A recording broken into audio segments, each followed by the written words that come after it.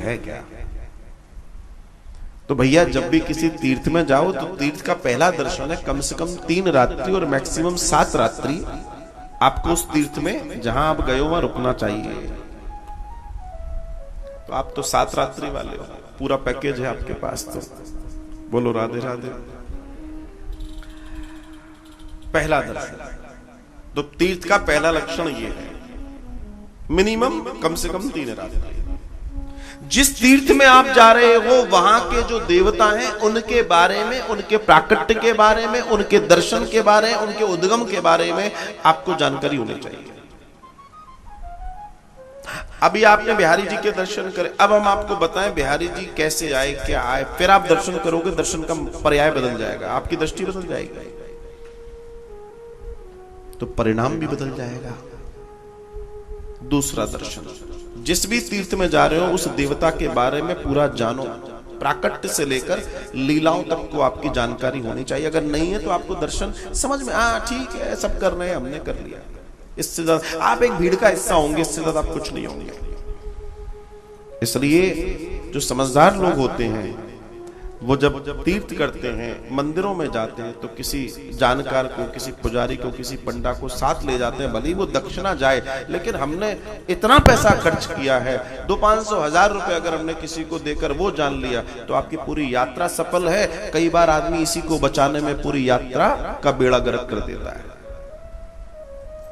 असल बात है, वो सोचता है हमें क्या करना, अपने को दर्शन ही तो करने। हाँ दर्शन करो, दर्शन के कोई, लेकिन दर्शन का पूर्ण लाभ कैसे मिलेगा, इस बात को जानिए। दूसरा दर्शन।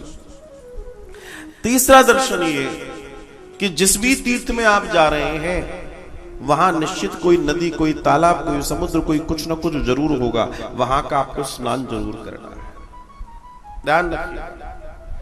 चौथा लक्षण कथा का दर्शन है कि किसी भी तीर्थ में आप जा रहे हैं, आप वहां पर कहीं भी कोई कथा हो रही होगी, उस कथा में आप शामिल जरूर हो, जितना आपके पास समय है आप जरूर हो। आपको चौथा लक्षण ये है।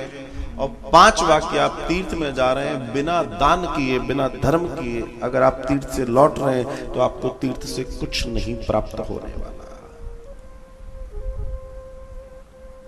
राजा हरिश्चंद्र के साथ जो घटना घटी थी, उस घटना का दर्शन क्या था कि राजा हरिश्चंद्र ने सरोवर में स्नान किया, बाहर निकले, ब्राह्मण देवता खड़े थे, हाँ भैया सरोवर में स्नान किया है, दक्षिणा दो।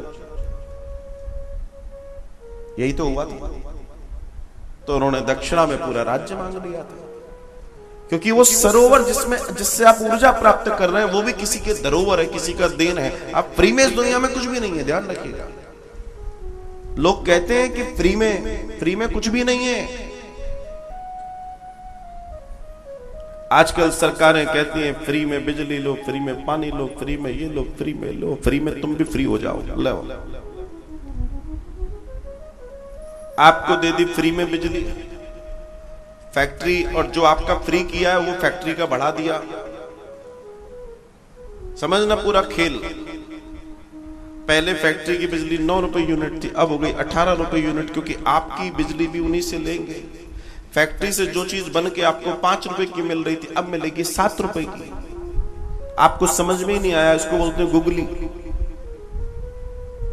उन्होंने अपना काम कर दिया और आपको बेवकूफ बना दिया, और लोग बेवकूफ बन रहे हैं, लोग बेवकूफ बन रहे हैं। इनको यही नहीं मालूम कि दुनिया में फ्री में कुछ नहीं है साहब। सांस भी, हम जो श्वास ले रहे हैं ना, ये भी फ्री में नहीं है, इसके लिए भी कर्म करके आए हैं। और ध्यान रखना, फ्री की चीजें गुलाम बनाती हैं, मालिक नहीं बनाती।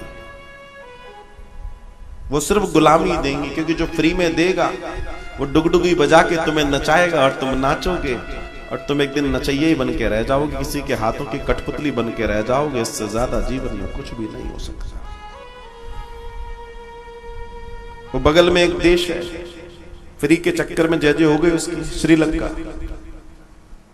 फ्री के चक्कर में ही हो गई जय जय, और 2-4 की जय जय होने वाली है अभी। अरे भाई, हर चीज की अपनी एक कॉस्ट, एक कीमत है। हर चीज की, आप मंदिर जा रहे हो, मंदिर के बाहर एक माली बैठा है, भैया फूल दे दे, भैया 5 रुपए की दोनी है, उन फूलों की भी कीमत है, क्योंकि वो दूर से तोड़ के लाया है, मेहनत करके लाया है। और अगर आपको 5 रुपए नहीं देना, जाओ उस बगिया में फूल तोड़ के लाओ, तो पता पड़ जाएगा 5 रुपए महंगे हैं कि वो। लेकिन व्यक्ति इस बात को समझे, उसको जाने, अपने जीवन में इस बात को जरूर ध्यान दीजिए।